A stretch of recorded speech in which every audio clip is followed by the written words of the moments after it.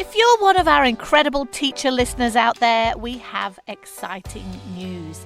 Our teachers team is hosting a brand new online event with our cyber safety expert Kira Pendergast on Thursday, the 14th of October at 7 o'clock. It's free and it's called The Principal's Guide to Keeping Your School, Students and Staff Safe on Social Media. All teachers are welcome, but make sure you register to save your spot because they'll send you the replay if you can't make it on the night. Head to safeonSocialToolkit.com/pages/principals-webinar to register. You're listening to a Mamma Mia podcast. From Mamma Mia, welcome to The Spill, your daily pop culture fix. I'm Laura Brodnick. And I'm Kee Reese. Kee Reese, just a huge weekend of celeb news, so much so that we were frantically texting last night about what we were going to do on the show today. I know. So let's get straight into it. So on today's show, Sam Frost posted a video over the weekend to her Instagram account talking about her vaccination status, and it led to a huge amount of feedback. So we're going to get into that and just look at what does it say about this intersection we're at the moment with health news, the pandemic, and celebrity culture, because there's definitely a lot to unpack there. But first, the entertainment news headlines of the day. I have news. What's the hot gossip? I want more headlines. Well, after a highly rated 2021 season, the Seven Network has just today confirmed that the full lineup of celebrity coaches are coming back for next year's season. So we'll see the return to the red chairs of Australian stars Keith Urban, Guy Sebastian and Jessica Mauboy. So they're all returning as coaches, along with Rita Ora, who was probably the only wild card when it came to next year's lineup, because you never know if celebrity coaches are going to come back for a second season. Rita Ora was a big hit with the audience, and since moving from Channel 9 to the Seven Network, the show saw a big jump in ratings. So I guess those are all draw cards for her to come back. I mean, she also started dating Taika Waititi while she was in Australia. So I feel like she just had a rollicking good time and wants to come back. Who wouldn't want a double summer? Got to get that Northern Hemisphere, got to get that Southern Hemisphere genius. Get paid while you're at it. I just hope that Taika comes back with her so you and I can watch them make out at events again, because that was a personal highlight for me this year. Ladies and gentlemen, Kim Kardashian West. Kim Kardashian West made her hosting debut on Saturday Night Live this weekend, with Halsey joining as the musical guest, and she killed it. She dove into the monologue, immediately roasting herself and addressing the critique that the announcement when she was going to host was made, that it copped from a lot of people. I'm Kim Kardashian West, and it's so great to be here tonight. I know, I'm surprised to see me here too. When they asked, I was like, you want me to host? Why? I haven't had a movie premiere in a really long time. I mean, actually, I only had that one movie come out and no one told me it was even premiering. It must have slipped my mom's mind. Next up was Corey Gamble, so Kris Jenner's boyfriend, and she... I think this was my favorite part of the monologue. But the one thing I'm really proud of is that no one could ever call me a gold digger. Honestly, I'm not even sure how you become one. So I asked my mom's boyfriend, Corey. Not skinny, but not fat. So she's a pop culture commentator, and she's self-anointed herself as a seventh Kardashian sister, Amanda Hirsch. She was in attendance in SNL and actually reported that as soon as Kim delivered that line, that Corey stood up in the audience and kind of took a bow, and he took it on really well, as a good sport, as you would. Oh, he would have loved that. He just it. wanted to be included. How did you feel about the OJ stuff? This is where it got a little bit etched for me. Yeah, I was quite shocked by that, and that was the joke I thought didn't land. I thought, poke as much fun as you like about yourself and your family. That's all free fodder. I even liked the jokes about Kanye West, because I feel like he would have signed off on those jokes about her dumping him and that sort of stuff. The OJ stuff, I mean, they were making jokes about stabbing and not knowing who killed her and stuff. And I was like, we're still talking about a murder of your mother's best friend, and your sister Kendall is named after her. Regardless of all those facts, someone still died. And I know she was trying to make jokes about OJ and her family being involved with them, and the fact that there's a running joke that they only date black men, and there's all these cultural touchstones she was trying to get to. But I just felt like that didn't land. Maybe I'm being oversensitive, but it was the one part of the monologue where I went, oh, Kim, no. It just didn't land completely on for me. On that note, the one thing that I did read that she had said was completely off the table was her Paris heist. Well, not her Paris heist. I'm making it sound like she did a heist in Paris. What was it? A kidnapping? Is that what we call it? It wasn't a kidnapping. It was a... Well, she was robbed, held at gunpoint and robbed, yeah. That's it. So, yeah, I think that was the only thing I heard that was reported that was off the table. And it makes sense. Like, she's spoken publicly about how much that affected her. It proved that she was kind of willing to go anywhere, but I thought that was quite interesting. And then her mum, her poor mum. Christina was loving it though. She would have been loving it. So she firstly credits Chris for having the foresight not to name any of her sisters Karen with all of the K names, saying it was really impressive how somehow she just knew. And here's what she said. With all of the K names, it's really impressive that my mom didn't pick Karen. I mean, somehow she just knew. I don't know how she saw that one coming and not Caitlyn. I don't know if Caitlyn signed off on that joke. Yeah, I mean, the joke where she went to say, like, so I wanted to announce, no, guys, we can't have 3 failed politicians in the family. I was like, that's just good comedy. That's what that is. I don't know. It's hard to know what the Kardashians' relationship with Caitlyn Jenner is like at the moment. Like, it's been pretty topsy-turvy over the last couple of years. I feel like this is the kind of thing where you get every family member to sign off, but I feel like Caitlyn probably wouldn't have signed off on that. That's okay. It was a fair call. So the skit that everyone is talking about is Order in the Courtney, which is a bit of a dig at Hulu, their new network that they signed with after they left Eve with their long-running Keeping Up with the Kardashians show. So the B-roll kind of introduces this new show from Hulu, the network that just steals stuff. And Kim is playing Courtney kind of a la Judge Judy. And when I tell you there were so many moments, there were just too many. But I think the pop culture standout was when they had one of the SNL cast members play Travis Barker across from Kim's Courtney. Obviously, Travis is Courtney's current boyfriend, Blink-182 drummer, and it was just hilarious. Travis, baby. I have to do my show. I can't help it, Your Honor. Oh my God, did you just call me Your Honor? Yeah. Babe. Baby. Babe, you're so epic. Oh, you're so punk. Oh, you are. Oh, will you drum all the small things on my ass when we get home? Yeah. Hands or sticks? Oh, baby. Baby. She brings on Machine Gun Kelly and Megan Fox, played by Pete Davidson and Chloe Fineman. And it was so funny and gross at the same time. But the funniest thing I thought about that skit was the fact that Pete Davidson and Machine Gun Kelly are like best friends in real life. And so for him to be playing him was so funny. He was like pissing himself laughing. Anyway, she did amazing. Everyone was there. Chloe, Chris, Corey, Scott, and Kanye all in attendance, as well as friends like Simon Huck, Food God, and Steph Shepard. Yeah, so she had a little crew there. I mean, I had a little bit of doubt in my mind, but I'm reminded about how much Kim Kardashian prepares for everything. Like, she is a true professional. And so, of course, she was going to prepare and nail this. Even though the comedic timing was a little bit off, she needed to like kind of wait, pause, just slow it down. But that could have been nerves as well. But I reckon she really knocked this out of the park. And I think the whole world agrees. If you're one of our incredible teacher listeners out there, we have exciting news. Our teachers team is hosting a brand new online event with our cyber safety expert Kira Pendergast on Thursday, the 14th of October at 7 o'clock. It's free and it's called The Principal's Guide to Keeping Your School, Students and Staff Safe on Social Media. All teachers are welcome, but make sure you register to save your spot because they'll send you the replay if you can't make it on the night. Head to safeonsocialtoolkit.com/pages/principals-webinar to register. Well, this weekend, the Bachelorette star turned home and away actress Sam Frost posted a video to her Instagram account talking about the fact that she had not received the COVID-19 vaccine and went on to say that she felt she was being judged and seen as less of a person by society for making that decision. So in the 3-minute video, she went on to say that she feels like it's getting to a point now in the world where there's a lot of segregation, a lot of harsh judgment, and went on to say that it was also taking a huge toll on her mental health. So this is just a snippet of what she said. I want to tell those people who feel like they're getting separated from society and, well, I'm not vaccinated and There's a reason why I'm not. There's a few reasons why I'm not.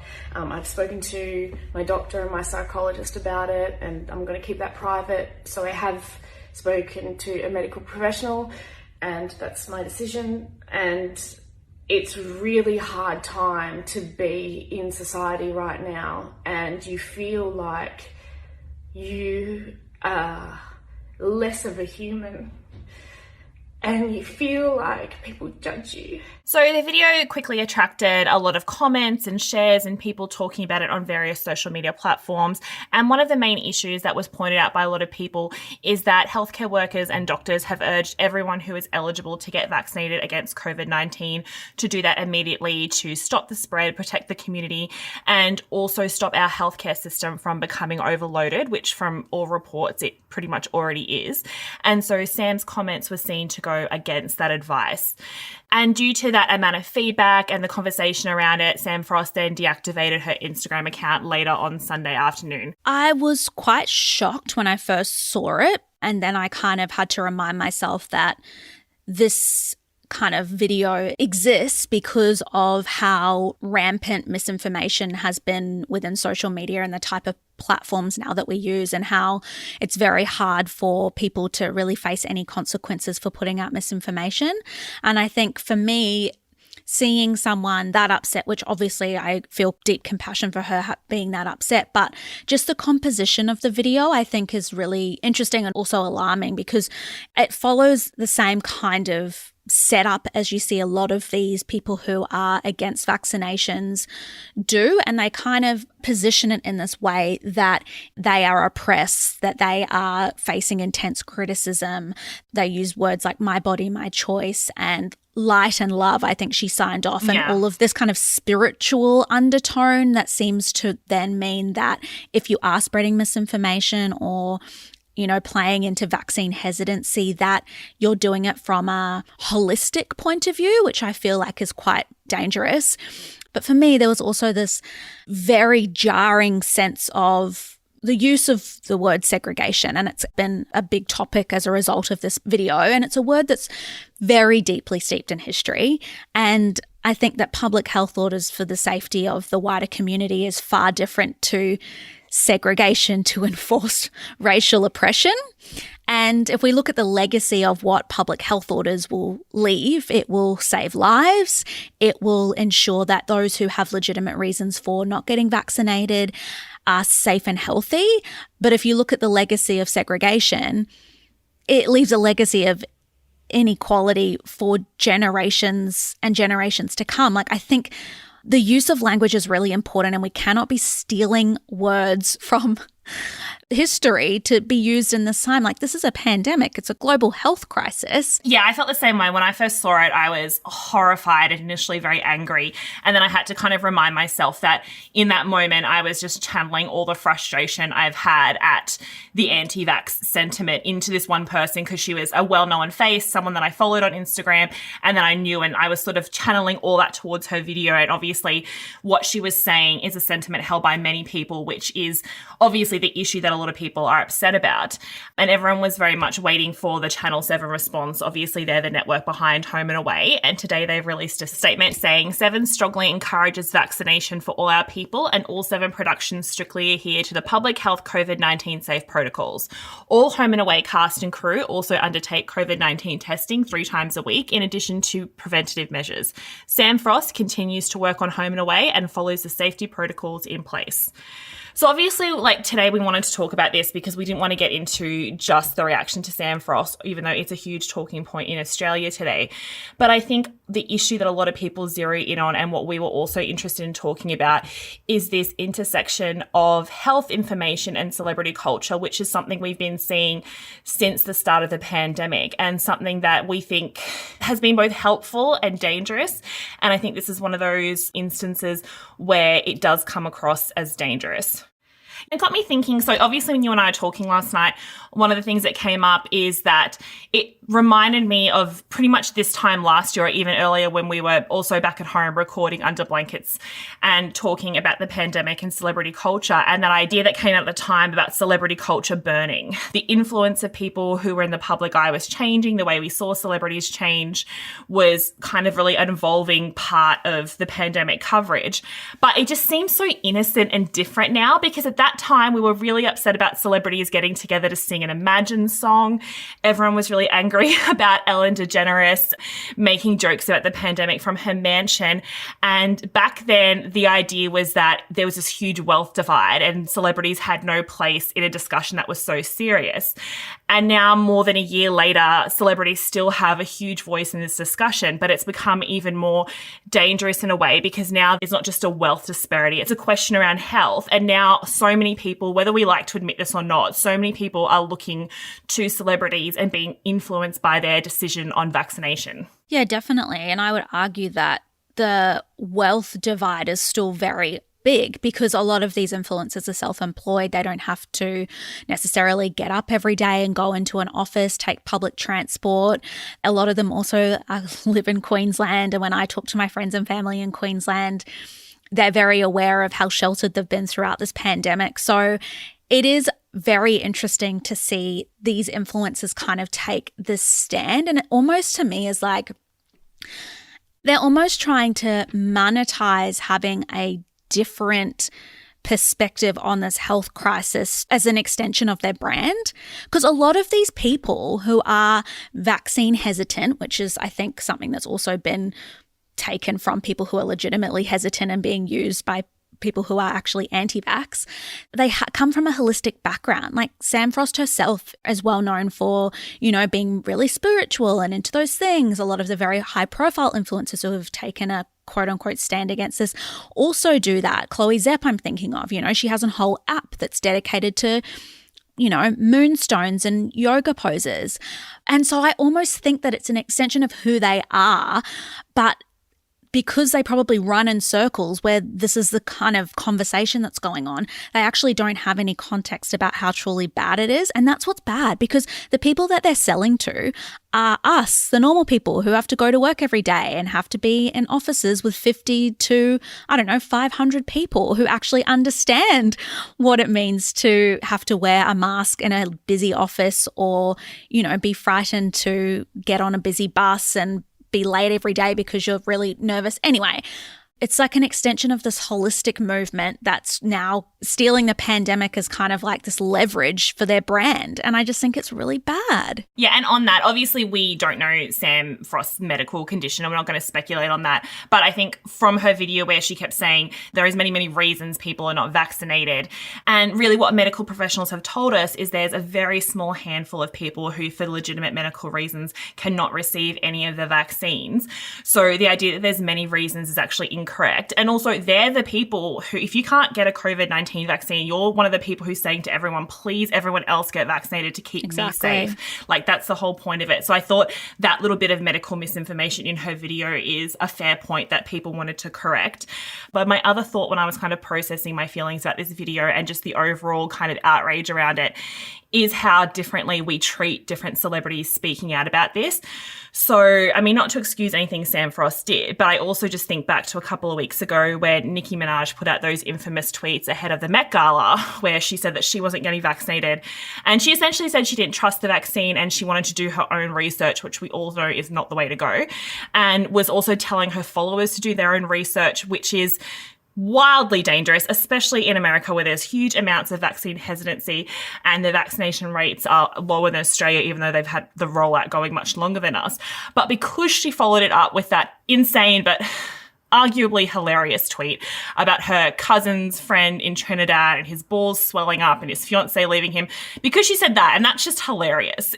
And I wonder why that was just brushed off as this hilarious Nicki Minaj thing, whereas there's so much deep-seated anger with Sam Frost when they were essentially saying the same thing.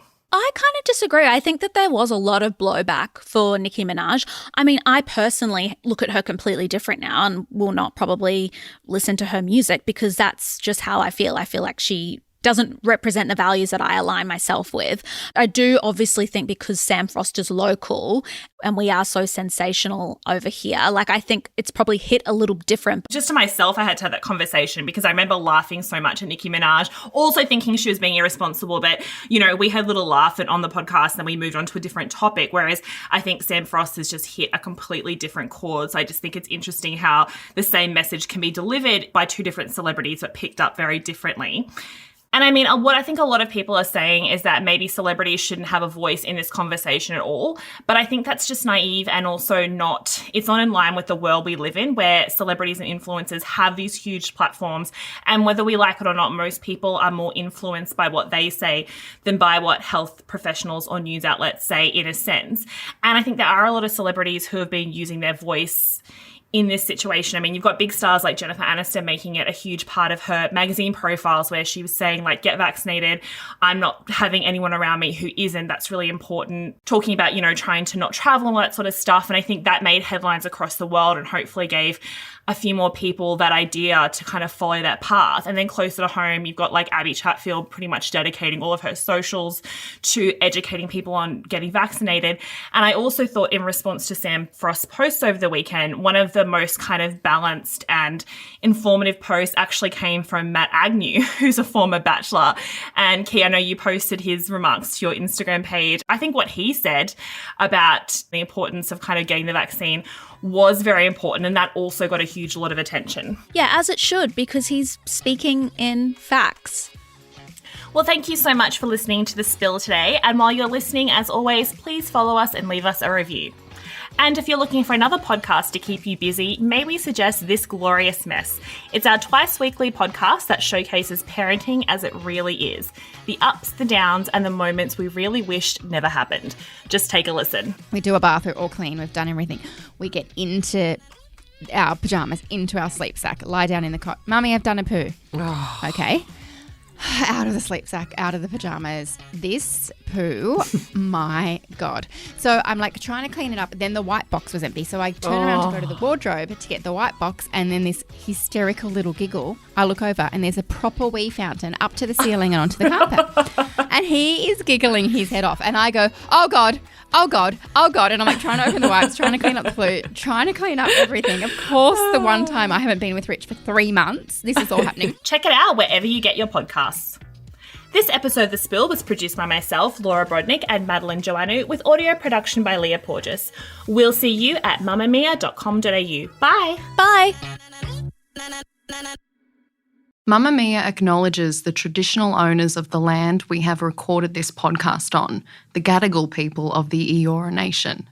We pay our respects to their elders, past and present, and extend that respect to all Aboriginal and Torres Strait Islander cultures. If you're one of our incredible teacher listeners out there, we have exciting news. Our teachers team is hosting a brand new online event with our cyber safety expert Kira Pendergast on Thursday, the 14th of October at 7 o'clock. It's free and it's called The Principal's Guide to Keeping Your School, Students and Staff Safe on Social Media. All teachers are welcome, but make sure you register to save your spot because they'll send you the replay if you can't make it on the night. Head to safeonsocialtoolkit.com/pages/principals-webinar to register.